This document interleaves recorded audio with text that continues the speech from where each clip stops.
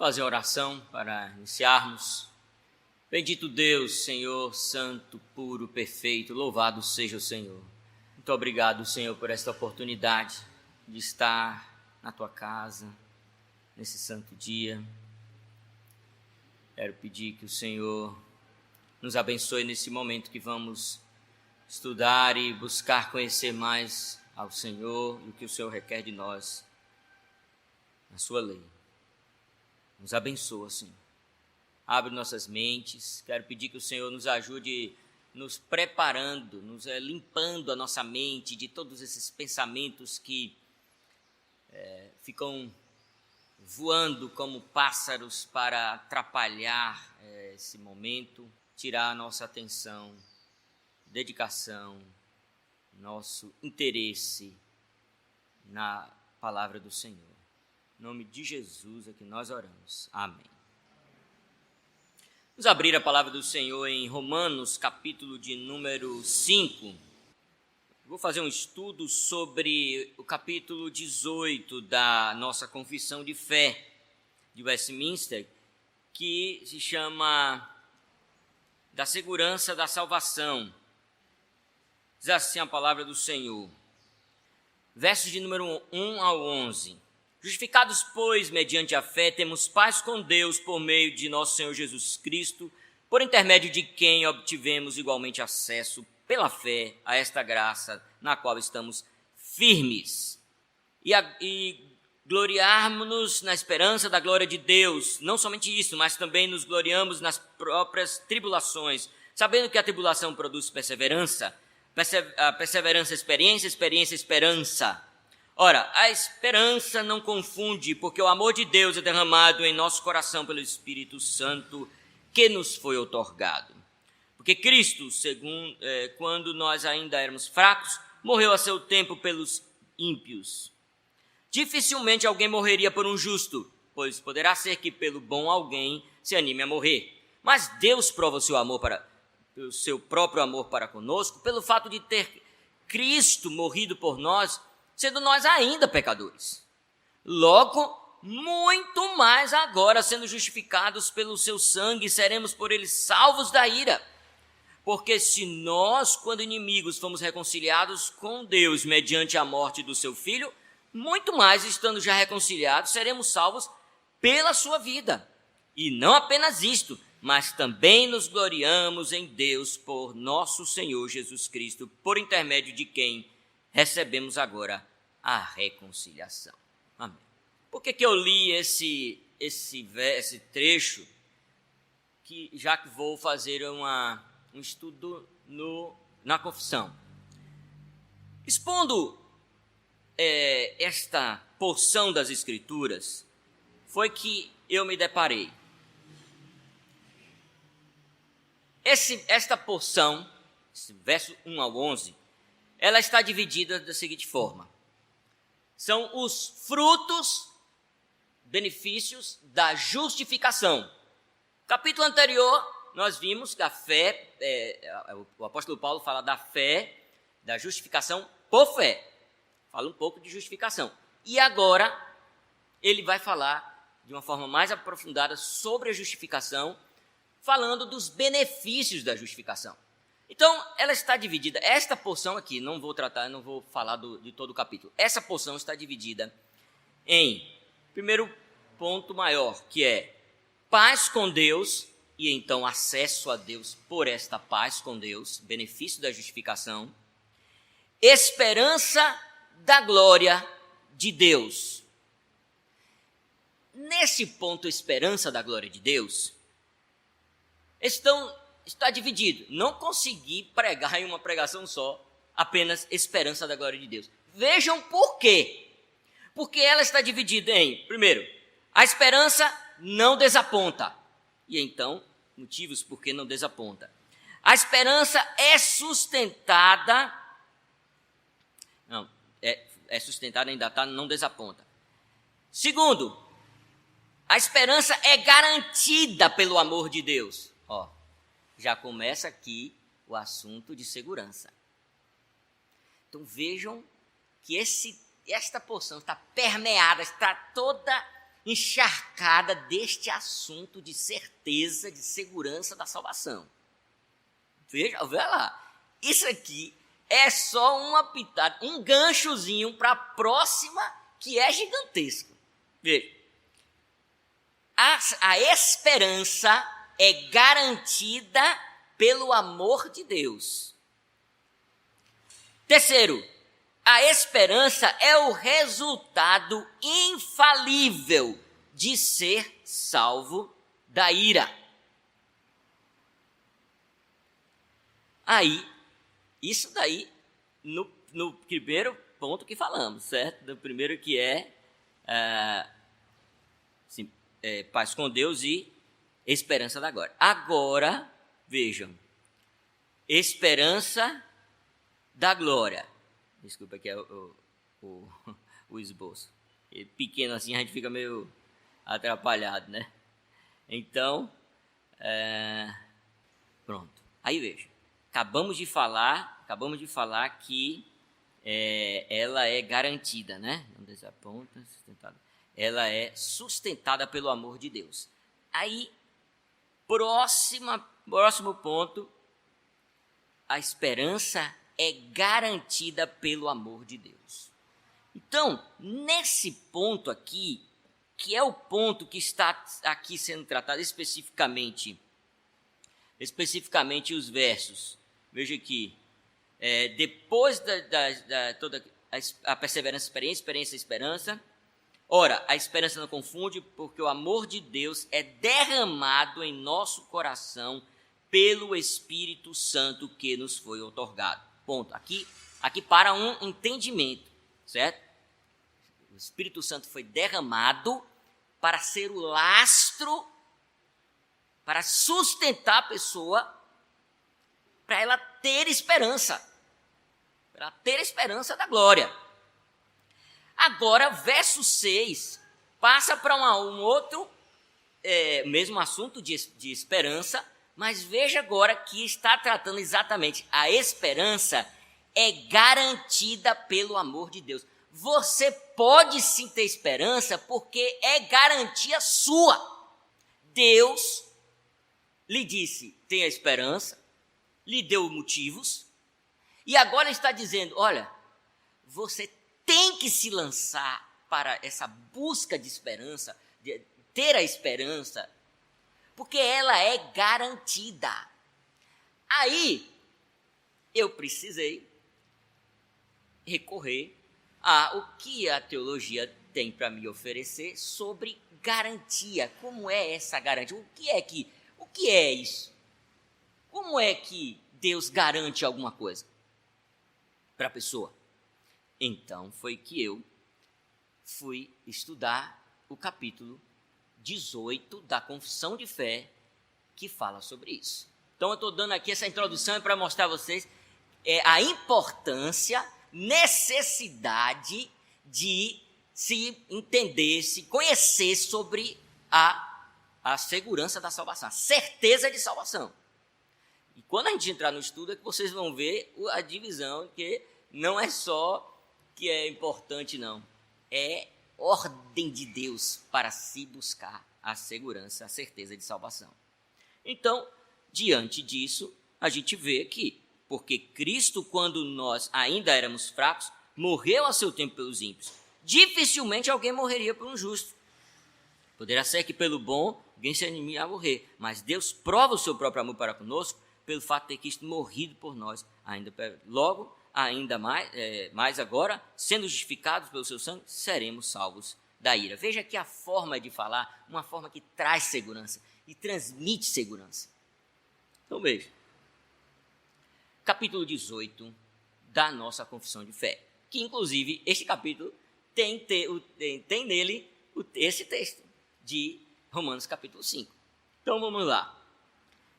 Capítulo 18 da garantia da graça e salvação. Primeira sessão, eu queria falar aqui o que as sessões abordam. São 4 sessões. Primeira sessão vai dizer que existe falsa esperança, falsa certeza, e verdadeira certeza. Existe. Vou mostrar isso. Segunda seção vai falar que qual é a natureza desta segurança, certeza verdadeira. Para se verificar, se avaliar se você tem. E ver como é que se busca. Terceiro é dizer que tem muita coisa aí envolvendo problemas que vão se passar, não é fácil. E o último capítulo é um capítulo que eu queria explicar uma coisa que acontece um erro muito grande nesse capítulo. Ora, esse capítulo, eu não sei se você já ouviu falar sobre esse capítulo da Confissão de Fé. Alguma explicação, algum estudo sobre esse capítulo 18, sobre a certeza de salvação. Não sei se você já ouviu. Mas se já ouviu, pode ser que tenha ouvido alguém dizer o seguinte, eu já ouvi pastores dizerem o seguinte, a parte mais importante desse capítulo, a coisa mais importante desse capítulo, está na última seção, que diz que o crente, mesmo não tendo a certeza de salvação, pode ser um salvo.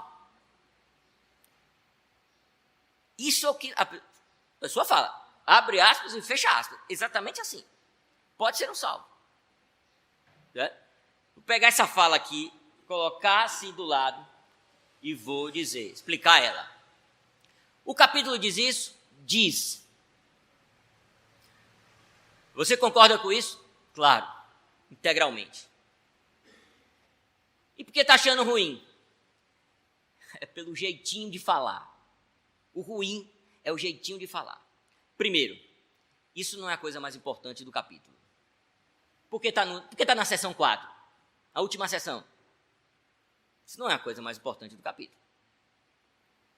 Segundo, isso é a coisa menos importante da seção. A seção tem tanta coisa maravilhosa, gloriosa. Isso é a coisa menos importante. Vocês vão ver que coisa linda essa seção, maravilhosa. E não é a mais importante, maravilhosa. Então veja a forma de colocar as coisas. Ponto, morreu a sessão, morreu o capítulo, a pessoa tratou do capítulo. Não, de maneira nenhuma. Este capítulo vai ser um conforto, um consolo, uma segurança e um estímulo para você buscar a certeza. Agora, ouvindo isso, essa frase, dá para se entender que essa frase é um estímulo para buscar a certeza? Não, essa frase é um desestímulo, porque ela está sendo falada de forma errada. O jeito de se falar isso tirou completamente o glamour, a glória da verdade. Vocês vão ver por quê. Então, a primeira seção diz assim, vamos ler.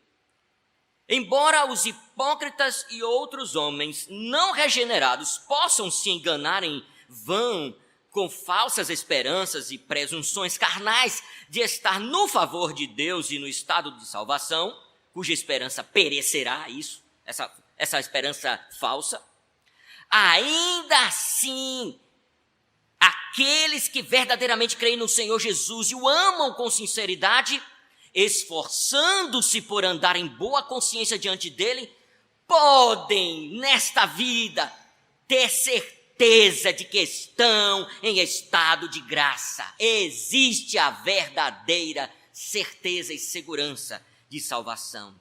Podem regozijar-se na esperança da glória de Deus, esperança essa que nunca os envergonhará. Então, a primeira coisa que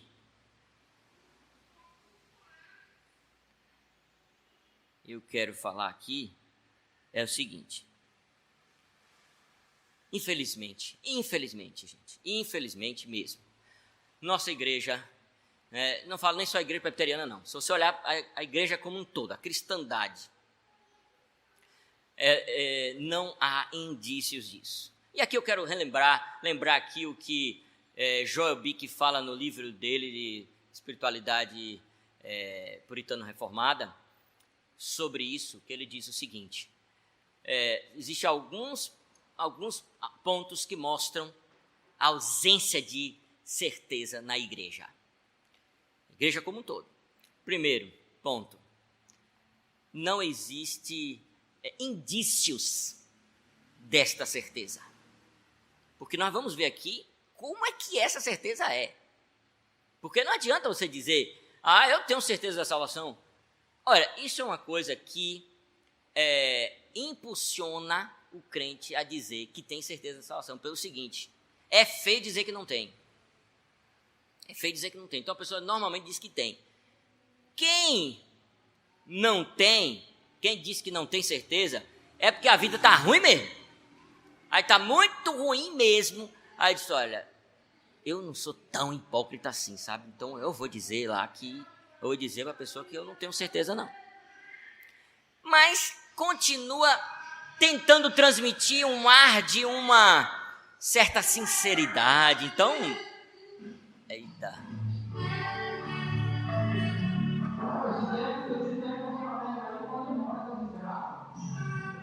Tá doido.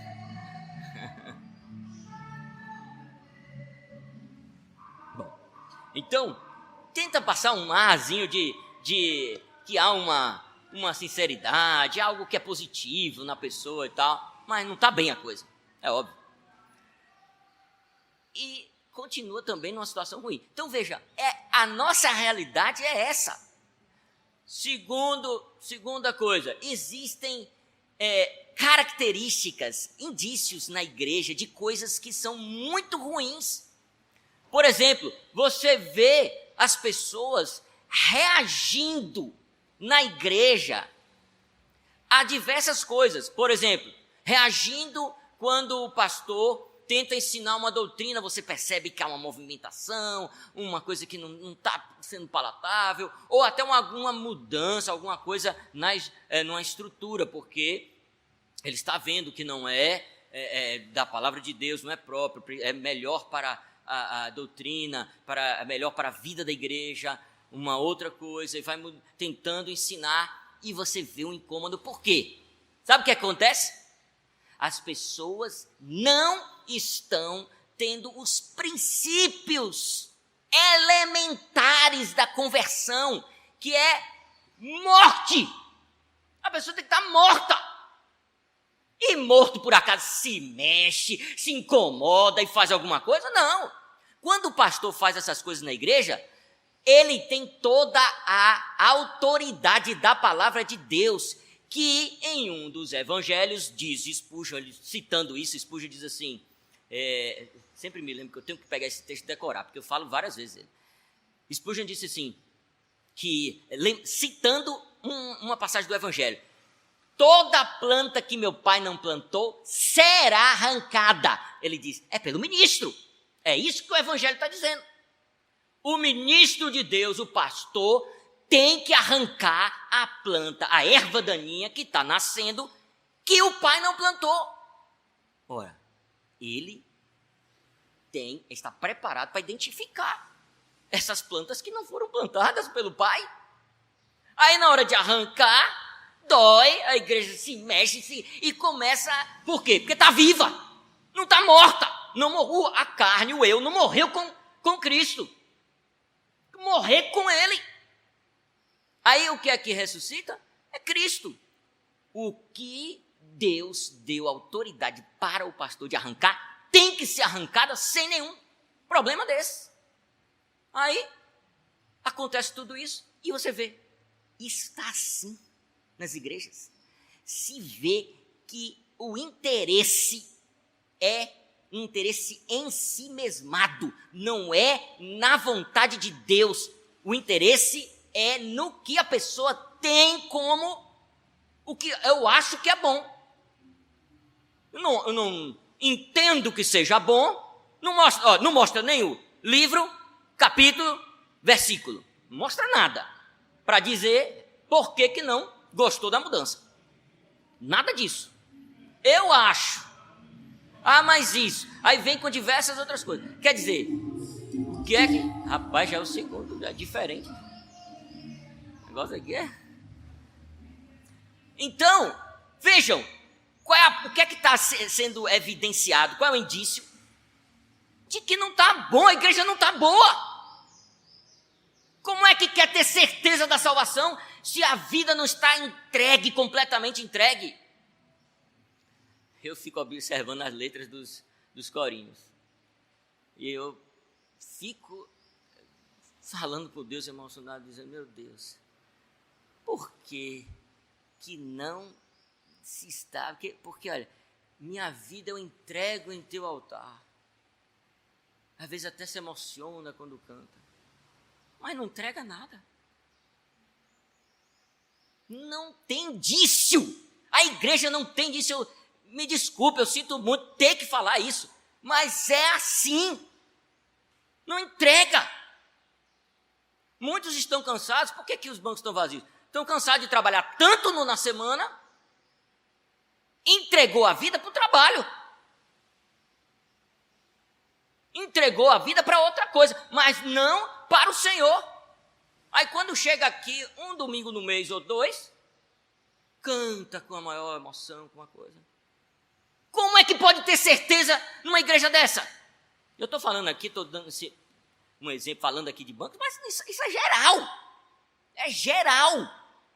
Entenda como é que eu estou falando no geral. Então, tem outros indícios, mas eu não quero me demorar muito, porque senão a gente não consegue andar por outros passos. Mas são muitos outros indícios de que a igreja não tem certeza da salvação. Não tem. Então há uma constatação. Vamos ler só um texto para a gente ver isso. Jó 8, 13 e 14 diz assim: são assim as veredas de todos quantos se esquecem de Deus, e a esperança do ímpio perecerá. É uma esperança falsa. Acha que tem esperança, ou quer dizer, ou quer só dizer que tem, e isso não será bom, não vai para frente, vai perecer. E só um texto a respeito da constatação da verdadeira esperança, para a gente continuar. 1 João 2, 3, diz assim: ora, sabemos que o temos conhecido. É possível ter certeza que está no caminho certo. Por isto, se guardamos os seus mandamentos.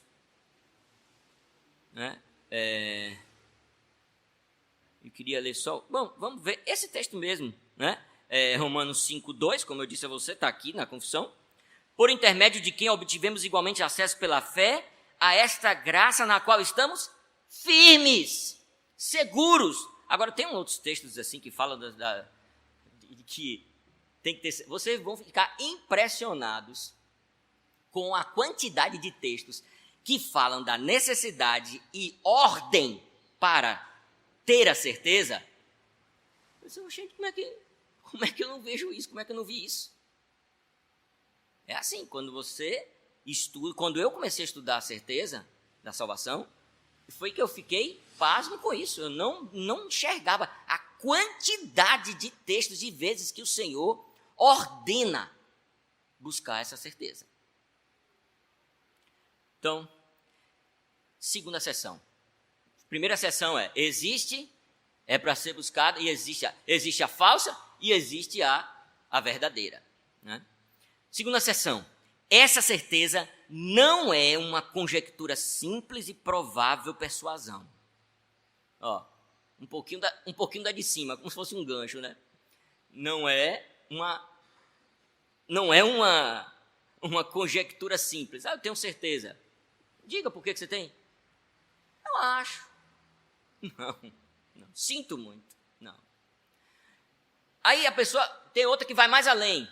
Por que você tem a certeza? Eu sinto que eu tenho. Persuasão falsa.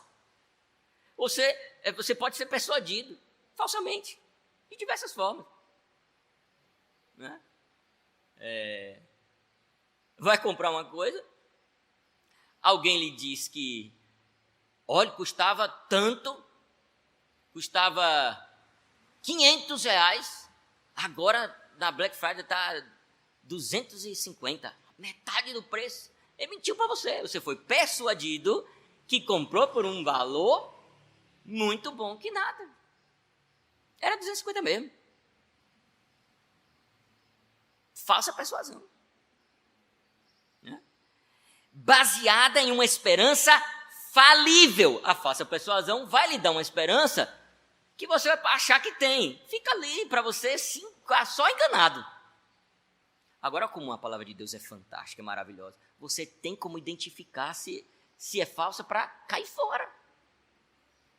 É maravilhosa a palavra de Deus. Mas uma infalível certeza de fé fundada na verdade divina das promessas de salvação. Existe a certeza e ela é fundada na palavra. Olha, é por isso a importância de estudar a palavra, de conhecer a palavra de Deus. A evidência interior daquelas graças às quais essas promessas são feitas, existe evidências, vamos dizer quais são. O testemunho do Espírito de adoção, testemunhando com o nosso Espírito que somos filhos de Deus. O testemunho do Espírito também infalível.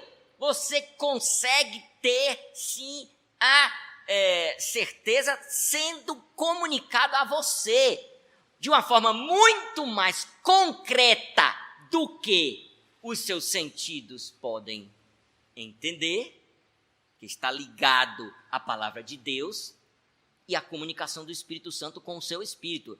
É a comunicação perfeita que tem. A gente que gosta de mexer nesse negócio de transmissão dessas coisas, a gente sabe. A gente estava acabando de falar aqui que chega um tempo que começa a corrosão estragar, começa ruído e tudo, falha na comunicação. Então, às vezes eu estou falando aqui, pode ter alguma falha na comunicação, algum jeito que eu falei que você entendeu errado, mas comunicação do Espírito Santo com o nosso espírito, baseado na palavra, é perfeita, 100%. Perfeita. Já pensou que garantia que você pode ter da salvação? É fantástico, maravilhoso. O testemunho do Espírito de adoção, testemunhando com o nosso espírito que somos filhos de Deus, cujo Espírito é o penhor da nossa herança. O próprio Espírito já é um selo. Já é...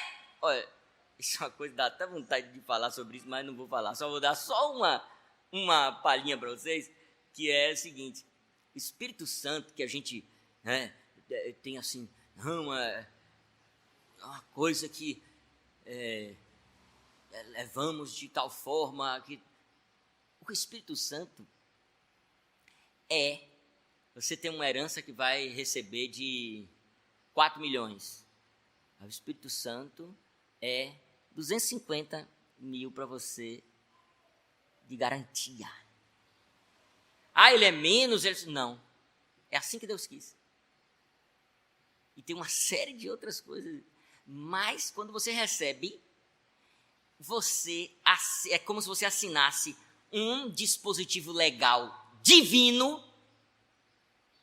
Olha, você tem toda a propriedade para ter segurança absoluta de que os 4 milhões vai cair na conta.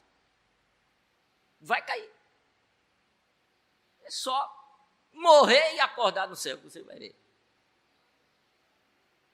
Absoluta. Absoluta. E sabe qual é os 4 milhões? Jesus Cristo e ser como Ele é.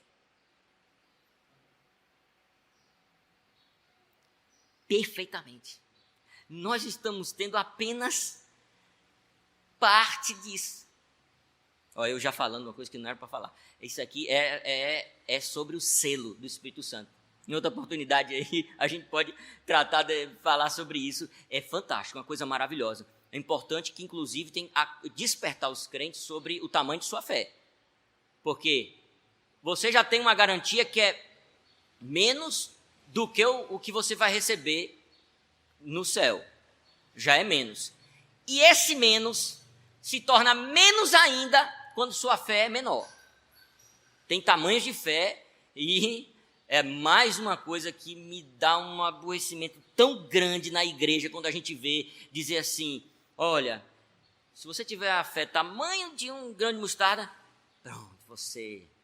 Aí a pessoa, que maravilha, posso passar minha vida toda com essa fé tão minúscula, porque, ai, que bom. Meu pai, é pecado contra a misericórdia. É pecar contra a misericórdia. Misericórdia de Deus para os mais fracos. E a pessoa, né, acha que não, é um alerta para aumento da fé. A pessoa aumentar a sua fé, exercitar a sua fé. Mas vamos deixar para outra ocasião. Mas ele é penhor e garante,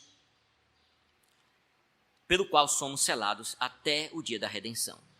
Então, primeira coisa a respeito dessa sessão, não é uma conjectura simples, é fruto de diligência. Veja o que a palavra de Deus diz, Hebreus 6:11, diz assim, desejamos, porém, continue cada um de vós mostrando até o fim a mesma diligência. Como é que está a sua vida? Responda para você. Como é que está a sua vida de crente?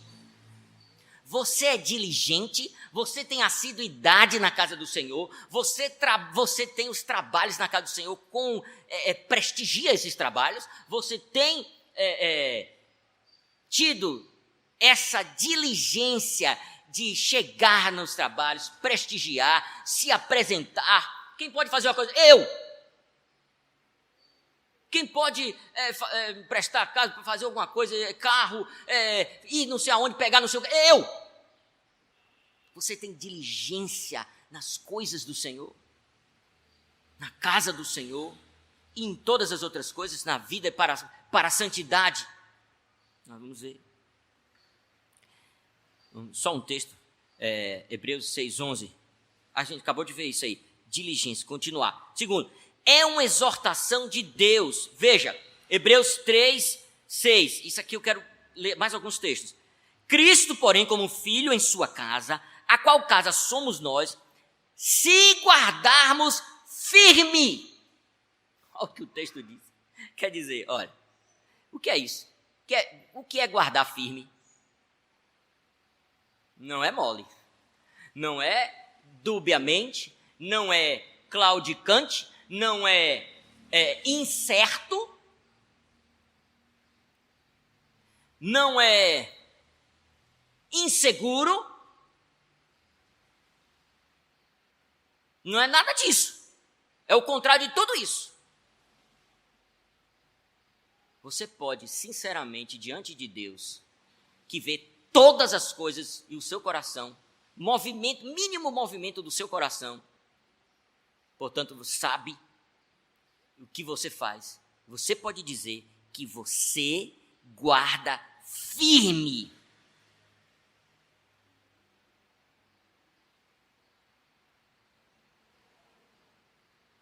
Mudou aqui. Firme até o fim. A ousadia e a exultação da esperança de Deus. Gente, é sério. E vamos ver os outros textos, vocês vão ver, é sério. Verso 14. Porque nos temos tornado participantes de Cristo, se de fato guardamos firmes até o fim a confiança. Olha o texto. Olha o texto que fala da seriedade e importância dessa certeza. Esse texto não está dizendo que se você não tiver a certeza, você não vai para o céu. Mas você sabe qual é a condição, a situação lá naquela seção 4, sabe qual é? É o seguinte, você pode estar tentando sem ter chegado à certeza, ou você ter perdido por alguma coisa, caiu em pecado, uma situação que você está. É assim. Mas crente que não busca, você vai ver que não tem. Não tem crente que não quer buscar a certeza da salvação. Se você tomou um susto agora porque você nem sabia que era para fazer isso, passe a fazer. Por favor. Por favor, passe a sua vida agora. Você vai ter essa dedicação. É uma coisa que eu podia falar na introdução, mas vou tentar falar rapidamente. Os puritanos, eles eram fantásticos nisso. A sua vida, eles buscavam eles eram encegueirados, eram assim, para buscar a certeza de salvação. Faziam várias coisas, precisa ver. Os filhos, não só os filhos viam os pais fazendo isso, como eles ensinavam os filhos a fazer. Tem um livro chamado A Talking for Children. Se Lia ouvir isso, ela vai ficar doida. É um livro que é o exemplo para as crianças. Um puritano coletou diversas histórias de crianças buscando a segurança da salvação. Coisa mais linda esse livro. Linda. Cada coisa, cada história de chorar. Uma coisa emocionante, como eles faziam isso na vida deles. Conversa entre eles, a conversa era essa. Já pensou? Vocês conversando, se encontram um outro. Como é que está a sua segurança da salvação? Conseguiu melhorar? Aquelas graças que você sabe que não tinha, que você me falou, você conseguiu tê-las? Aqueles pecados que precisava mortificar, você conseguiu mortificar algum deles? A conversa. Inclusive, quando esta pessoa esse puritano foi coletar essas histórias, muita informação era de colegas falando de um de outro por causa dessas conversas. Dos pais, deles e dos colegas. É uma coisa extraordinária esse livro. Infelizmente não está em português, sabe por quê? Porque a pessoa que foi traduzir começou a se sentir mal com... eram crianças que morriam cedo. Naquela época também se morria cedo. Né? E eram histórias tristes, porque as crianças choravam buscando a salvação e coisas. Aí a pessoa, não acho que vai ser bom, ninguém vai vender esse livro. Que tristeza. Eu estou traduzindo, tentando traduzir. Aí estou com um projeto de Sara. Sara está fazendo como uma dublagem, né? Está lendo, fazendo uma leitura do livro. Aí, só a introdução a gente conseguiu fazer, né? Não está ainda perfeito, por isso não postei, porque eu quero fazer um canal para ela e vou postar isso e vai ser em diversos fascículos. Mas só essa daqui é uma coisa tão extraordinária que ele vai dizendo coisas que as crianças têm que fazer para buscar a segurança. E quando eu ouço isso, Sara bota para Lia ouvir para dormir. Ela já está decorando, precisa ver. E quando eu ouço esse áudio, diversas coisas vão em meu coração como confronto. Você faz isso, criança? É assim que você age em sua vida, criança? Você tem desejo do céu? Você tem... Cada coisa eu vou ficando... Meu Deus! É uma coisa maravilhosa. Precisa ver. A gente ouvindo. Então, isso é o contexto de uma sociedade buscando a certeza da salvação. É lindo demais. Se começasse a falar aqui, eu ia chorar me emocionando, porque é maravilhoso. Fantástico mesmo. Eles faziam isso. É uma exortação de Deus. Hebreus 10, 22 diz assim: aproximemo-nos com sincero coração, em plena certeza. Olha o que Hebreus, você sabe o que é esse contexto de Hebreus 10. Em contexto de culto, a gente se aproximando de Deus, ou oração, uma adoração. Você se aproximando de Deus sem certeza? É loucura, gente, é loucura. Por que a igreja está sonolenta e perdida nesse assunto? Uma coisa tão grave e séria dessa. Você vai se aproximar de Deus, tem que ter certeza. E você não tem. Mas deixa eu correr, porque isso é só uma exortação, né? Eu preciso dizer como é. É uma grande obra de Deus.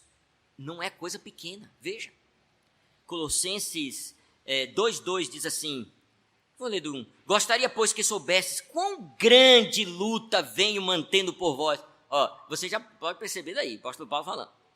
Pelos laodicenses e por quantos não me viram face a face, para que o coração deles seja confortado e vinculado juntamente em amor, e eles tenham toda a riqueza da forte convicção do entendimento para compreenderem plenamente o mistério de Deus, Cristo. É a certeza da salvação. Gente, olha como o apóstolo Paulo, é assim que você tem feito na sua vida. Veja, para que o coração deles seja confortado e vinculado juntamente em amor, eles tenham toda a riqueza da forte convicção. É a certeza da salvação. Você tem forte convicção. Aí tem vários textos que falam de coisas ricas, grandes, profundas e tal, que a gente fica assim, seria tão bom se a gente tivesse. É como um quadro lindo que nos remete, seria tão bonito se fosse realidade essa pintura, esse ideal. Fica uma coisa platônica. A fé que a palavra de Deus diz é platônico para os crentes de hoje. Não é real. Já pensou? Né? Eu sempre lembro daquele texto de Salmo 73, que o salmista diz assim, para mim, o que tenho no céu, além do Senhor, e na terra, não há quem eu deseje. Você pode dizer isso? Você não deseja mais nada, além de Cristo Jesus. Olha que coisa maravilhosa, mas não é para mim. Quem disse? Nós estamos vendo aqui que o crente é assim. O que foi que aconteceu conosco? Como foi que foi ensinado para nós o Evangelho? O que é Cristo? A vida de Cristo no homem não faz nada nele. A vida de Cristo não muda a fonte geradora do desejo. Como é isso? Continua desejando coisas seculares, todas essas coisas, o prazer, a alegria, assiste um filme, dá gargalhada, vai em um parque de diversão, se emociona, se anima, vai em uma viagem, que coisa gostosa, tudo gostoso, e aqui não tem o maior prazer de sua vida, aqui dentro. Se aqui fosse o maior prazer que existe em todo o mundo, como o salmista disse, prefiro estar um dia às portas da tua casa, não é nem dentro da casa, nas portas da tua casa, há 1000 dias em qualquer lugar paradisíaco, a qualquer lugar luxuoso, qualquer lugar que me ofereça todo o prazer do mundo, não se compara a um dia. Some 1000 dias tendo todo o prazer que o mundo pode lhe oferecer. Não se compara à grandeza de um dia. Por que você não pensa assim? Não é platônico. Eu digo em nome de Jesus, com toda a certeza do meu coração, do mais profundo do meu coração. Isso não pode ser a realidade da igreja, não é verdade, é o maior prazer, sim. Tem que abrir mão de tudo no mundo por Cristo, tem que desejar com a maior ardência do seu coração Cristo do que as outras coisas. É assim que é a vida daquele que é modificado, a fonte geradora do desejo. Você tem como fonte geradora dos seus desejos a palavra da verdade, Cristo. Por isso você não pode ter menos prazer e desejo não é nosso objeto aqui, mas rapidamente, Cantares diz que a noiva foi pega nos braços do noivo. Cristo pegou a sua igreja. Olhe como foi que ele pegou. Uma mão colocou nas costas dela, na direção do coração, e a outra carregou ela. Carregou. Jesus carregou a sua igreja. E sabe o que aconteceu com ela?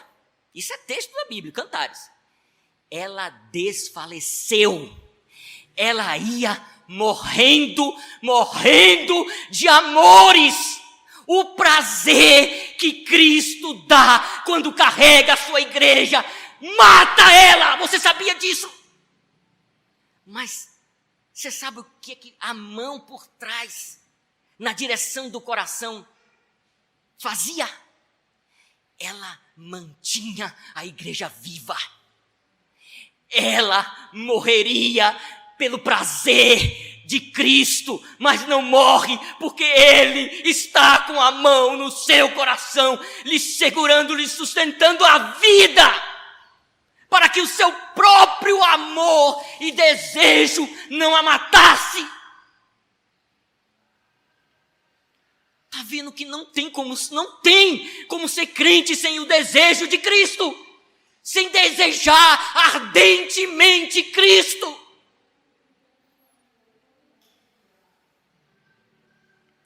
Então, temos que buscar essa segurança. É obra grande, vocês estão vendo? É obra grande de Deus, não é obra pequena. Tem como fundamento as verdades divinas. Veja, olha que coisa linda, Hebreus 6, 17 a 18. Eu demorei um pouco a entender esse texto.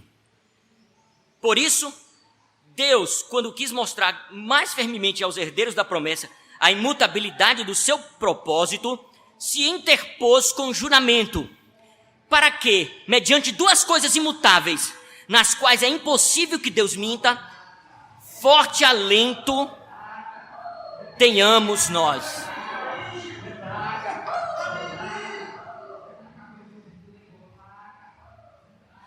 Forte alento tenhamos nós,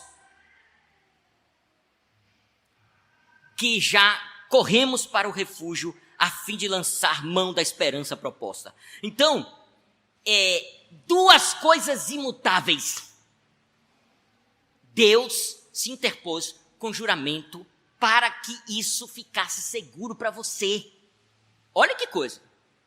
E a coisa é tão séria, que ele teve que se interpor com um juramento sobre coisas imutáveis. E que coisas são essas que, aqui exatamente nesse texto não fala, se você for olhar o contexto você vai conseguir entender, mas também por passagens correlatas eu consegui entender isso. É a palavra de Deus. Por isso que o fundamento destas verdades na qual você tem que estar firme é a palavra de Deus. Deus e a palavra imutáveis se interpuseram. Ele e Cristo são os agentes do pacto. Ele e Cristo que representam a igreja, que representam os que estão sendo beneficiados com este pacto. Que coisa extraordinária. Esse é mais um texto que prova que a palavra é Cristo. Então, é preciso, vimos aqui primeiro, nessa seção 2, não é conjectura simples. Segundo, tem como fundamento as verdades divinas. Terceiro, evidências das graças, tem que ter evidências das graças. Meu irmão, até quando, que horas eu posso ir? Porque aí eu quero me programar para conseguir falar a sessão 2 e as outras sessões, a 3 e 4. Até 11h30. Mas posso chegar um pouquinho a mais? Tá certo. Então, eu vou até um pouquinho a mais, pelo menos até umas 11h50, para poder conseguir terminar. Viu? Então, veja, evidências das graças. Tem princípio de autenticidade. Gente, veja que quando eu digo assim, você tem certeza? Então, prove. Ah, sim, eu tenho evidência. Eu faço tal coisa. Ora, isso que você está dizendo que faz tem o princípio de autenticidade, porque é aí que você vai provar.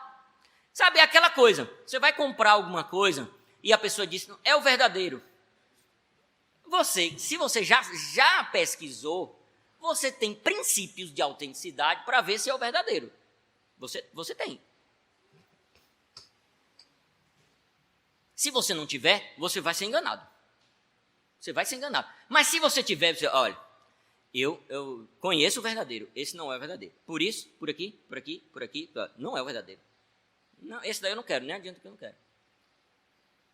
Princípio de autenticidade. Você precisa. Olhe o princípio de autenticidade. 1 João 2, de 3 a 6. Ora, sabemos que temos conhecido por isto, se guardamos os seus mandamentos. Aquele que diz eu conheço e não guarda os meus mandamentos é mentiroso. Nele não está a verdade. Então veja, há um princípio. Guarda os mandamentos. Segundo, a verdade está nele por conta disso. Nele não está a verdade. Aquele, entretanto, que guarda a sua palavra, nele verdadeiramente tem sido aperfeiçoado o amor de Deus. Terceiro princípio. O amor sendo aperfeiçoado, você vê que a pessoa não só pratica os mandamentos, mas é uma pessoa que está sendo modificada. Existe um processo de aperfeiçoamento na vida dela. Você pode olhar para a vida dela de um tempo para trás e para frente e você consegue perceber diferenças muito grandes. E não é de prática, coisas que têm um sentido que existe a vida na prática, que é uma coisa importante. Não adianta você olhar para a parte apenas física, você percebe por diversos indícios o amor. É aquela coisa, eu sempre cito isso, um casal que o marido quer tentar enganar a esposa de que ama ela, para continuar fazendo as coisas erradas dele e ela não prestar atenção, aí compra uma coisa, compra outra, fala um bocado de coisa, meu bem, meu amor e tal, faz carinho e tudo. Você acha que a esposa não sente o que o coração fala e faz? Não engana. Você não engana uma esposa. Não adianta. Pode comprar o mundo. Você não vai enganar ela. Você pode dizer poesias mais belas que existem. Você pode falar qualquer coisa. Não engana. É assim. Quando você vê um crente sendo aperfeiçoado no amor de Deus, você não engana. Não vai conseguir enganar. É assim. Princípios de autenticidade. Alguns. Guarda os mandamentos, nós vimos. Amar aos irmãos. Você percebe o amor uns com os outros. Guarda os mandamentos, ama uns aos outros. Eu tenho muito texto para ler, mas eu não vou poder ler por causa do tempo. Olha, esse daqui eu não consigo deixar de ler. 1 João 3,19. Esse texto aqui é uma coisa que abala todo mundo. Veja. 19. Nisto conheceremos que somos da verdade. Veja que tem diversas coisas que mostram a princípio de autenticidade, viu? Bem como perante ele. tranquilizaremos o nosso coração. Eita coisa, que é tão difícil hoje, você vê uma pessoa com o coração tranquilizado. Aqui, o contexto é pecado. Tanto é que diz assim, veja, tranquilizaremos o nosso coração. Pois, se o nosso coração nos acusa de pecado, certamente Deus é maior do que o nosso coração. É aquele negócio. Não seja indulgente com você, senão você vai ter um problema seríssimo, porque Deus vê muito mais do que você. Se você está vendo qualquer irregularidade, você pode imaginar, é a ponta do iceberg. Tem muito mais, e Deus enxerga muito mais. Mas por que eu estou falando de tranquilizar em relação a outros aspectos também da vida? Porque inquietude por qualquer coisa é pecado. É pecado. Então, quando você tem Deus trabalhando em sua vida de todas essas formas, aperfeiçoando você no amor dele, você vivendo a vida comum da igreja de uma forma, gente, é gostoso demais. Você pense o que nós vimos aí ontem, dessa congratulação, essa confraternização, a vida da igreja em movimento. E isso, com todas essas coisas que eu acabei de dizer, de certeza da salvação, acontecendo em ebulição, todos buscando a certeza da salvação e se ajudando mutuamente para isso, é o poder que Satanás treme.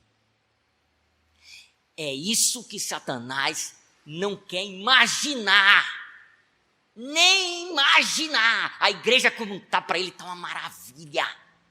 Ele não pode imaginar a igreja cheia, os trabalhos da igreja cheios e os crentes falando em buscar a certeza da salvação. Os crentes falando em conquistar graças. Os crentes falando em mortificar pecados. Um ao outro se admoestando e conseguindo dicas e coisas como experiências de como mortificar tal pecado, todo o amor que exala das conversas, de conquistas, das graças. Isso, você sabe o que é que isso faz?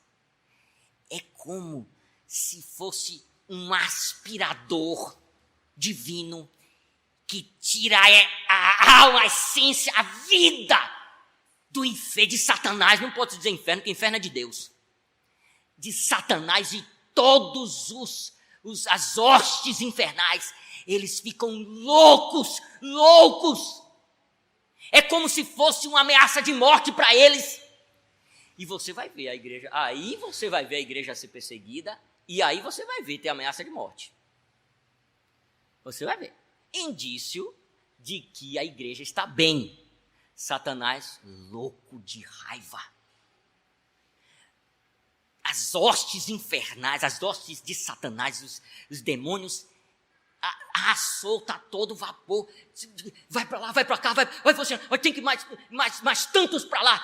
Tem que mandar metade do inferno para Lagoinhas, porque eles estão me amando cada vez mais. Estão amando o Senhor cada vez mais. Manda gente com metralhadora para matar todo mundo, porque senão nós vamos ficar perdidos. Isso dói no inferno, nos demônios. Dói. Você quer ver indício de que vocês estão bem? Você começar a ver Satanás e demônio bater na porta de vocês. Embora vocês vão ter que sofrer, porque vocês estão me perturbando. Não posso deixar vocês quietos. Vocês estão bem? Vocês estão achando que está tudo bem para vocês? Satanás está distante? Que maravilha. Maravilha não! Isso é indício de que estão péssimos espiritualmente. Péssimos. Tem que incomodar o inferno. Tem que incomodar Satanás. eles têm inteligência, eles não são burros, eles sabem muito bem o crente que não perturba eles deixam quieto para continuar do mesmo jeito. Se mexer, vai importunar. Precisa saber disso.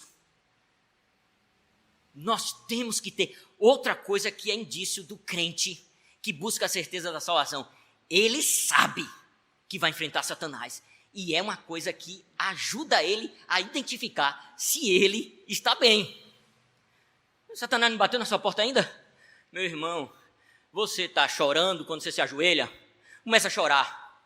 Meu Deus, eu não tenho visto, eu não estou vendo que o Senhor está agindo. Não estou vendo, eu quero ver Satanás incomodado comigo.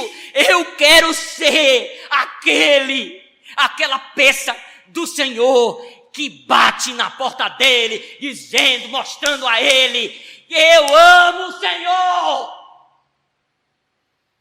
É isso que você tem que fazer. Mostrar a ele, a Satanás e as suas hostes, que você ama o Senhor. Agora eu quero ver crente dizer que tem certeza da salvação. E eu vou lá no inferno e digo, eu amo o Senhor. Não, essa certeza não, por favor. Não, essa não. Aí você vê se revelar. Foi o que aconteceu na igreja primitiva. Olha, vocês não sabem o problema que aconteceu na igreja primitiva. Foi uma coisa terrível, você sabe por quê? Foi coisa séria mesmo. Porque quando Satanás se manifestou com suas hostes, matando as pessoas no Coliseu, um monte de crente, que eu vou dizer, muitos ímpios, realmente incrédulos, caíram fora mesmo, porque não fica. O incrédulo é o primeiro a cair fora. Os outros que não tinham segurança da salvação e eram crentes, olha aí, tá vendo que eu confirmo que existe? Negaram, mas eram crentes. Negaram a salvação, muitos negaram a salvação para não morrer na boca das feras. Sabe o que aconteceu? A igreja primitiva passou anos, tem relatos históricos que passou na faixa de 100 anos sofrendo, pessoas com problemas psicológicos, com problemas mentais, porque negaram a fé. Você sabe o que aconteceu? Alguns que negaram e ainda estavam naquele contexto de morte no Coliseu, um grupo foi chorando. Eu quero morrer, por favor. Não, eu não podia negar, eu podia ter negado, eu quero morrer. E morreram porque se arrependeram, eram crentes verdadeiros e não tiveram certeza naquele momento, mas Deus deu a certeza e eles foram até lá e se entregaram e disseram, eu quero morrer, eu quero. Essa parte que não foi se entregar, passou problemas terríveis, psicológicos, porque crentes fiéis eram crentes, mas a consciência fazia isso. Quer dizer, para você ver que de fato isso é uma coisa importante para evidenciar a igreja. E o Senhor, na verdade, fugi até um pouquinho aqui, né? Tranquiliza o coração. Vocês precisam, coração, tranquilizados. Constatação da presença do Espírito Santo. Vocês podem dizer, constatar, eu tenho o Espírito Santo, o Espírito de Cristo e de Deus morando em mim. Ele está em mim. Aí você precisa saber as implicações de dizer isso. As implicações de dizer isso. Para o mundo, você não envergonha o Evangelho, você honra o Evangelho. De diversas formas. Você pode dizer isso, realmente? Uma coisa que tem uma implicação externa fortíssima. Você pode dizer isso? Outra coisa a respeito da constatação. O Espírito Santo é a chave para você tomar a ceia do Senhor se alimentando de Cristo é assim para você? Porque você pensa que você pega o pão e bota na boca, eu estou me alimentando? Aí você pode dizer assim, ó, eu vou me alimentar de Cristo, eu tenho o poder de pegar esse pão, mesmo que Cristo não queira, eu posso. Porque ninguém sabe o que eu estou fazendo. O presbítero vem me oferecer. Quem é que me impede? Eu pego e como. Você pode comer a carcaça, casca vazia, mas Cristo não come. Você está pensando, está se alimentando do sangue? Você está se alimentando de um vinho barato. Você não se alimenta do sangue de Cristo. Se você não tiver o Espírito Santo, você para lhe fazer se alimentar da carne e do sangue de Cristo verdadeiramente, você não pode dizer que tem o Espírito Santo. Você não pode constatar isso. Está vendo a importância da segurança da salvação? Da certeza? Aí lhe digo mais. Você está pensando que é só a ceia? Quem disse a você que você está sentado aqui no banco, adorando a Deus? Tá nada. Se você não tem o Espírito Santo, você é como... Aí é que eu gosto do Antigo Testamento. No Antigo Testamento não entrava ninguém no templo que não fosse perfeito, que não fosse... diversas coisas que tinham acontecido. Não podia ser leproso, não podia ser nada. Não entrava no templo. Aí você acha que acabou isso, você entra no templo. Eu estou aqui, eu estou. Nem sei se tenho Espírito Santo, posso até não ter, mas eu venho, canto, adoro a Deus. Não adora nada. Quem disse que você está sentado? Pode estar sentado sua carcaça, mas você está lá fora, porque Deus não lhe deixa entrar. Igualzinho ao Antigo Testamento, igualzinho. Só porque fisicamente você está aqui, significa que você está adorando ou cantando? Outra coisa séria, eu já vi, eu não admito crente que não canta. Não admito. Porque vocês estão achando que louvor é o quê? Louvor é adoração. É adoração. É a mesma coisa do que oração. É adoração. Calvino diz que oração e louvor é a mesma coisa. É uma oração cantada. É adoração. Oração é essencialmente adoração. Você não canta porque Deus não deixa. Você não tem o Espírito de Cristo para cantar. Só canta quem tem o Espírito de Cristo. Adora Ele. Aí você vai dizer, eu não tenho e vou cantar. Pronto, eu abro a boca, sai som e tá. Você sabe o que é que sai? Ferro batendo, som de ferro. Não sai adoração, não sai louvor aos ouvidos de Deus, porque Deus não deixa. Só adora quem tem o Espírito de Deus. São constatações que acontecem conosco. Você está vendo a importância de buscar a certeza da salvação, gente? É coisa muito séria.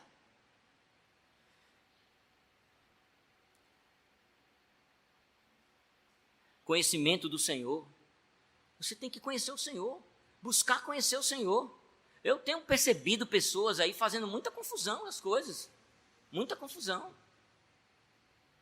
Tem que conhecer o Senhor.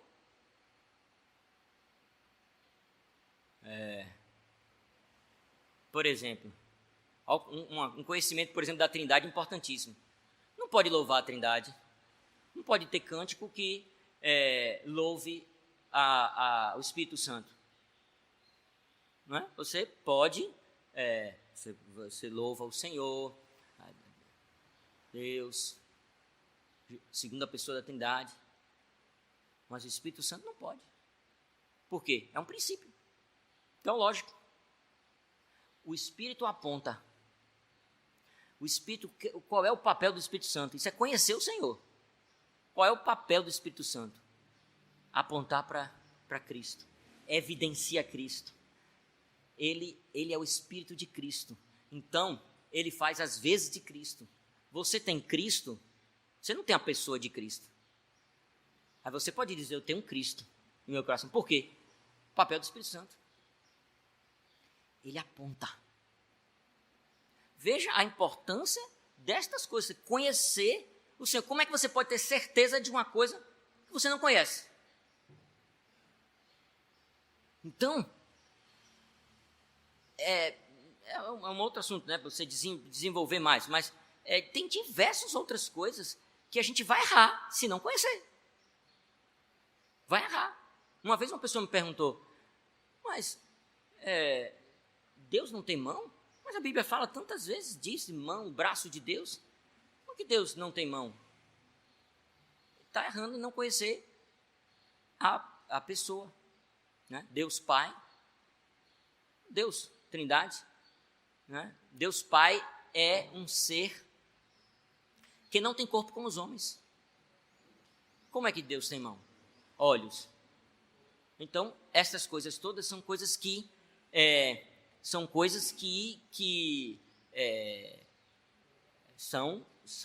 formas de expressão. Tem que compreender, tem que estudar, tem que conhecer. Não vai ter certeza. Você vai ficar andando assim no escuro tateando, se você não buscar conhecer.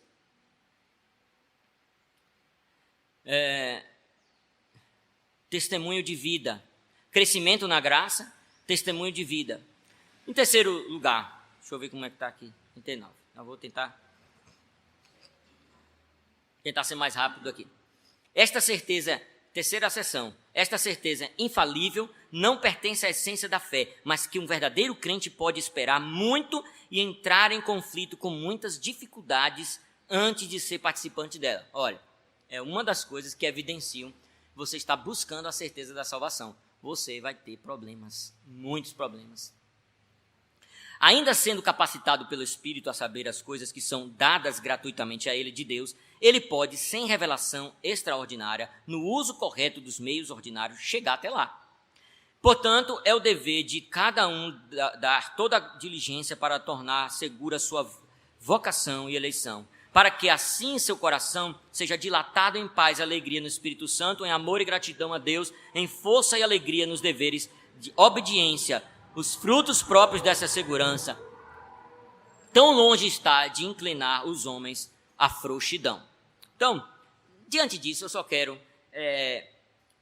ler só uma porção do catecismo, não sei se é catecismo ou é confissão, vou olhar aqui, que explica essa questão da negligência, o que é feito em Cristo e por que não induz a negligência. Então, olha, a seção vai dizer, a busca pela segurança tem muita dificuldade.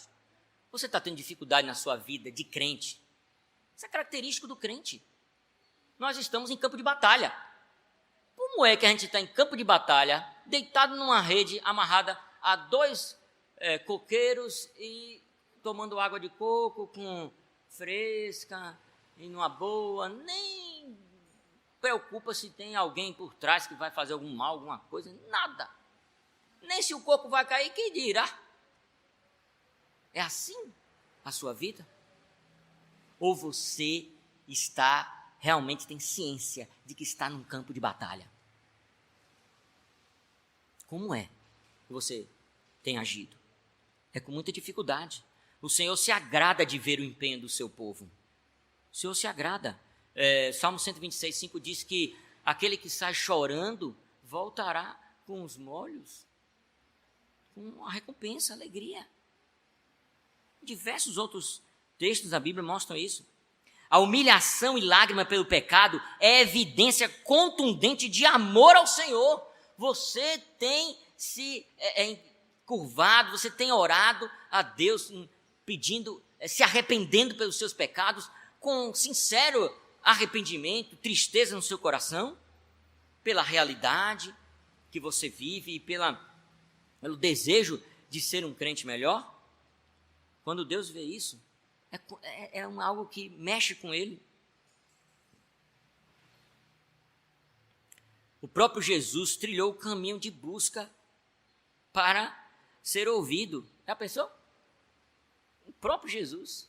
É fantástica essa doutrina de o que aconteceu com Cristo acontece conosco. É uma coisa extraordinária. É algo que eu nem conhecia antes de estudar, porque eu não vejo as pessoas dizerem isso. Por exemplo, Cristo teve que ser adotado. Se ele é o Filho de Deus, passou por um processo de adoção. Nossa teologia sistemática fala isso. É um negócio que mexe com a gente por nossa causa.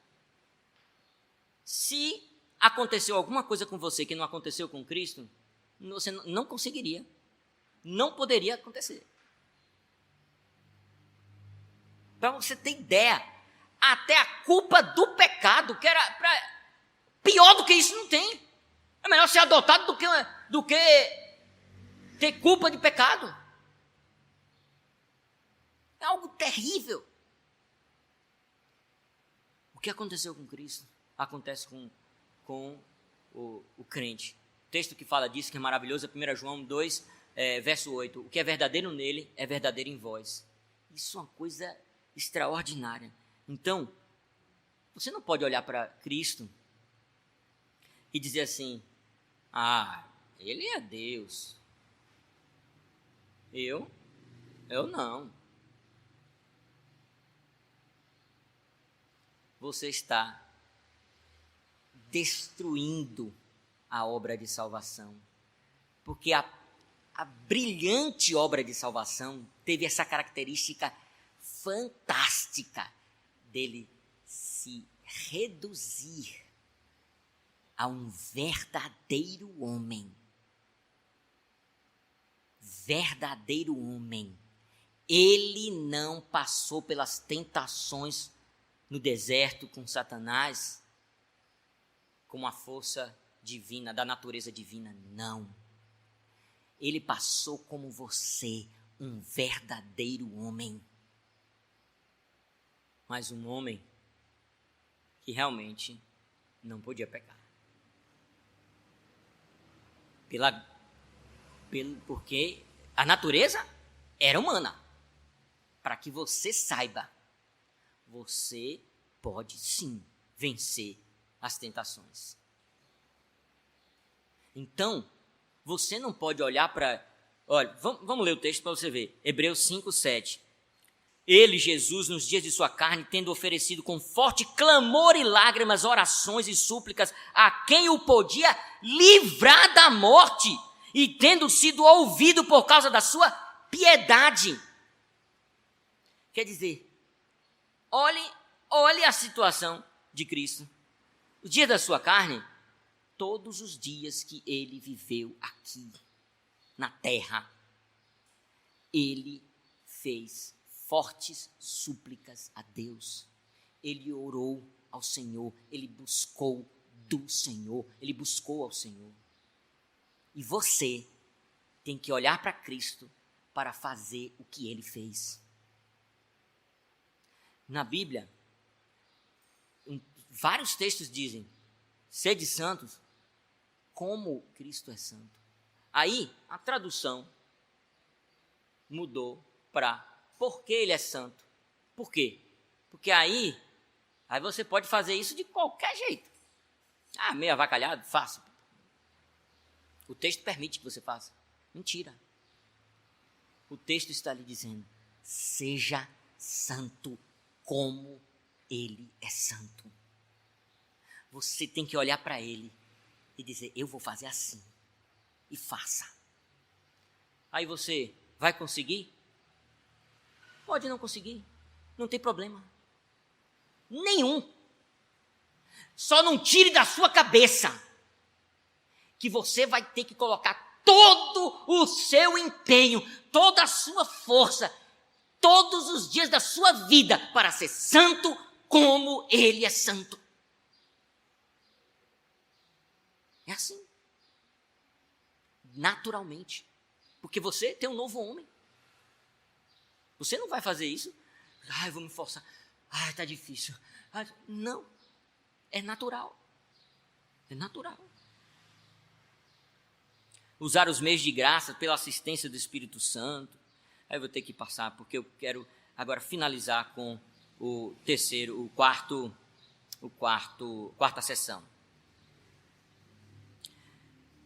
Olhe a sessão. Eu de propósito não falei no início o que era toda a sessão.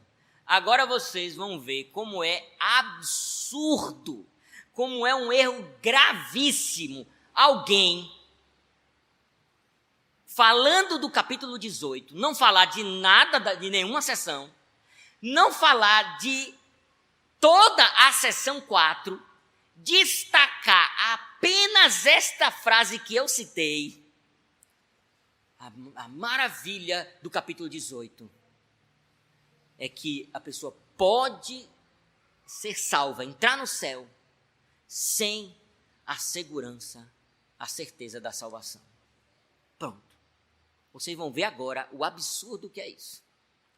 Seção 4. Os verdadeiros crentes podem ter a certeza de sua salvação de várias maneiras abalada, diminuída e interrompida.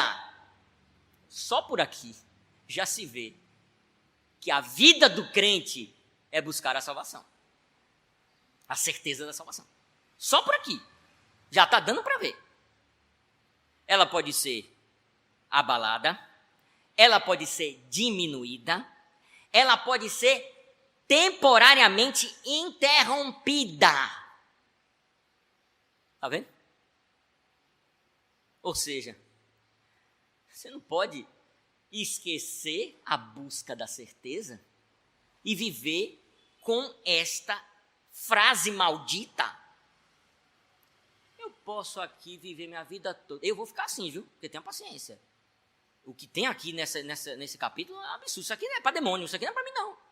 Passar a vida toda nessa luta, nessa canseira, nessa busca, é uma coisa de bater na porta do inferno e dizer eu amo o Senhor, e fazer toda essa movimentação. Você é doido.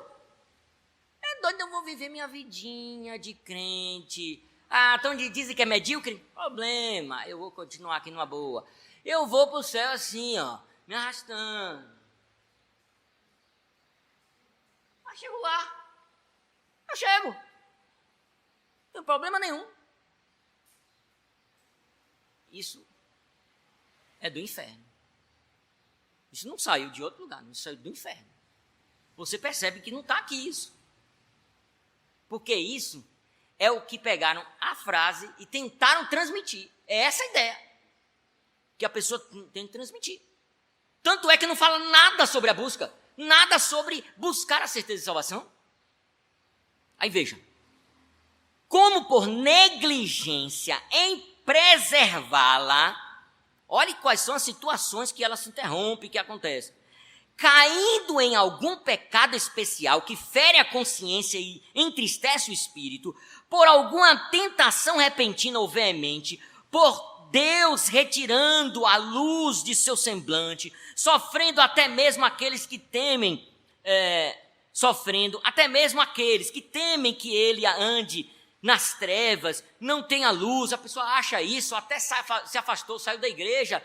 Olha a situação extrema que se coloca. Agora veja o que não disseram para você. Ainda assim, o crente que não está buscando a certeza, eles nunca estão totalmente destituídos daquela semente de Deus e vida de fé. Não estão totalmente destituídos.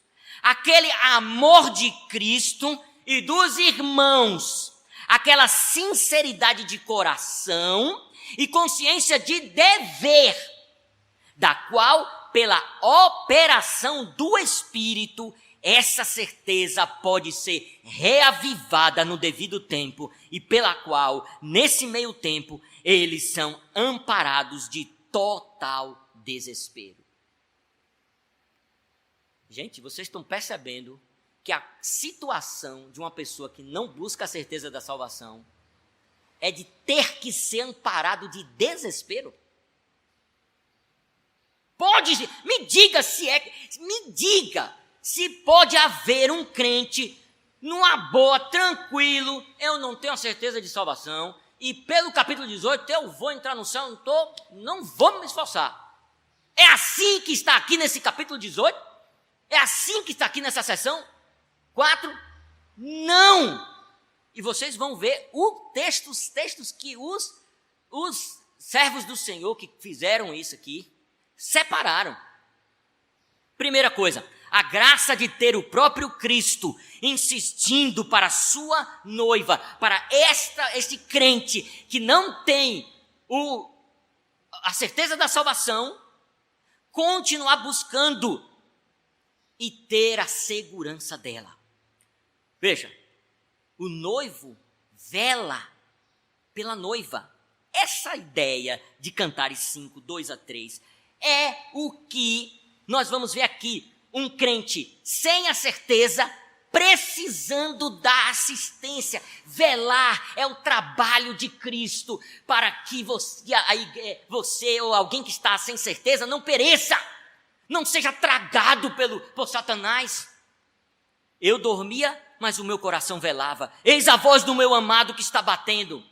A pessoa que não tem certeza é a noiva aqui de Cantares, deitada, dormindo, Cristo batendo na porta dela para acordar ela. Abre, minha irmã. Eu quero que vocês vejam, gente, olha que cena trágica. Que cena trágica. Eu quero que vocês me digam se um crente desse pode ficar a vida toda nessa situação e ser crente. Cristo batendo na porta do crente que não está buscando a certeza de salvação.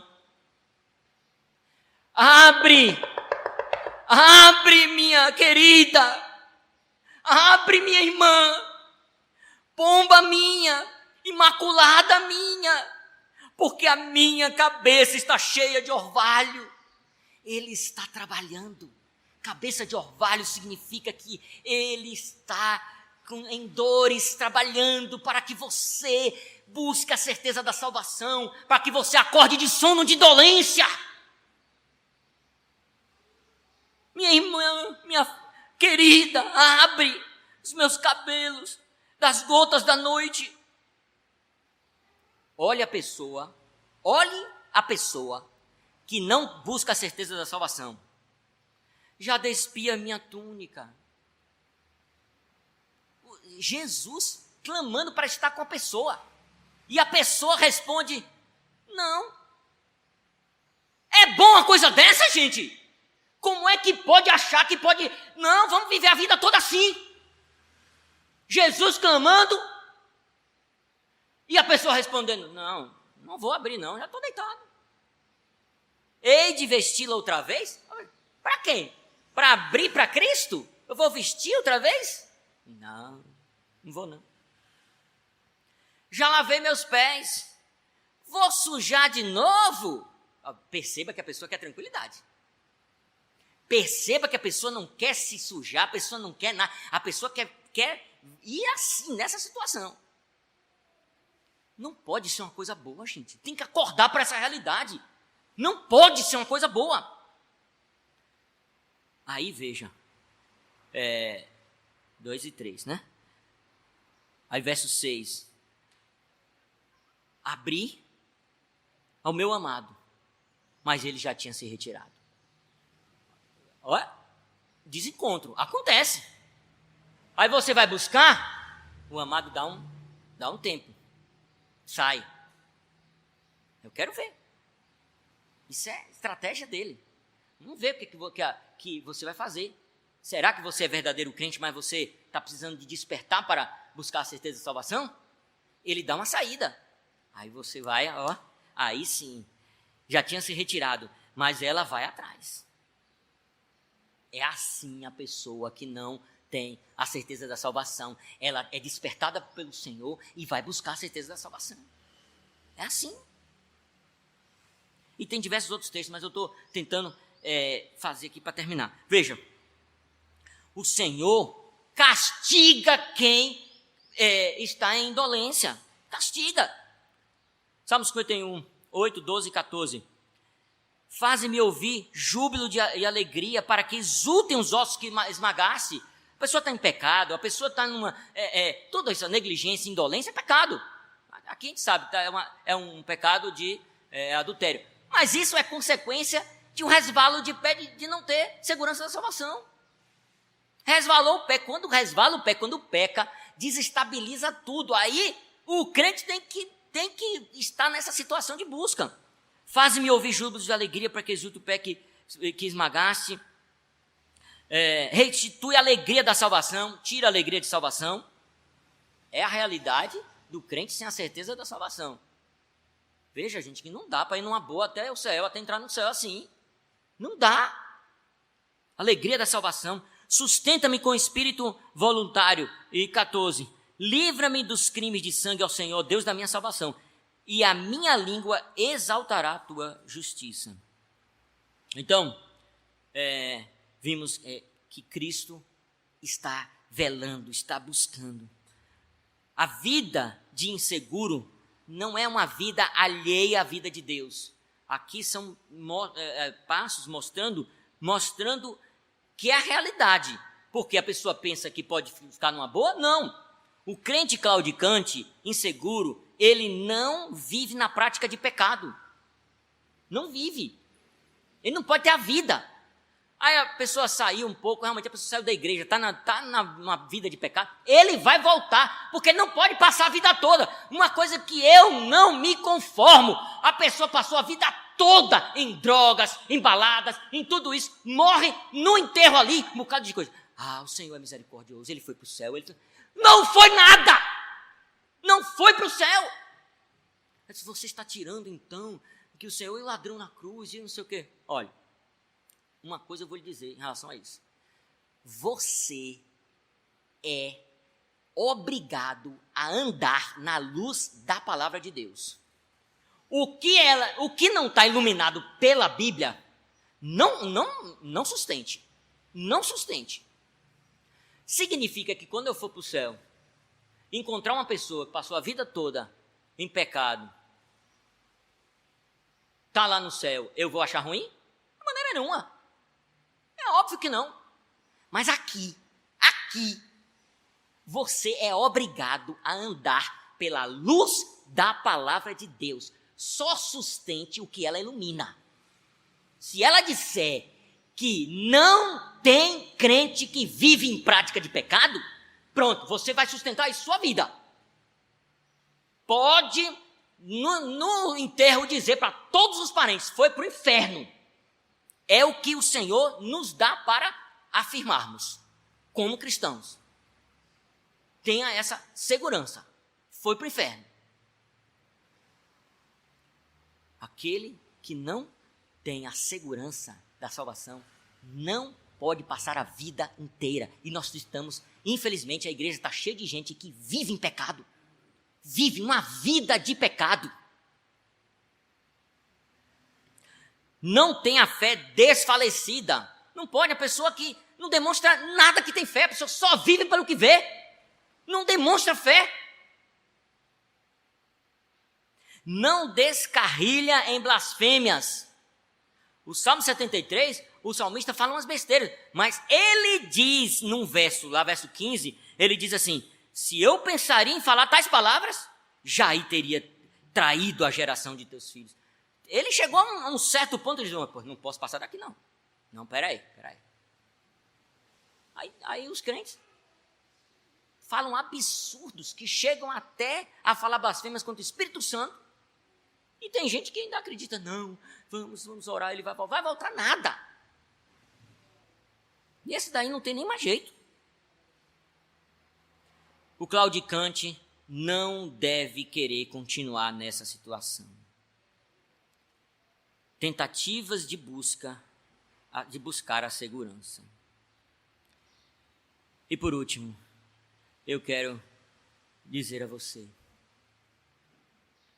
veja, ó que coisa linda esse texto de Miqueias 7, de 7 a 9. Veja. Eu, porém, olharei para o Senhor e esperarei no dia da minha salvação. Meu Deus me ouvirá Ó inimiga minha, não te alegres no meu respeito, ainda que eu tenha caído. Olha a situação de um cara que não tem a certeza da salvação. Ainda que eu tenha caído, levantar-me-ei. Se morar nas trevas, o Senhor será minha luz. Sofrerei a ira do Senhor, porque pequei contra ele, até que julgue a minha causa. Execute o meu direito, ele me tirará para a luz, e eu verei a sua justiça. Que coisa maravilhosa. É isso que temos que fazer. Essa é a nossa esperança de vida.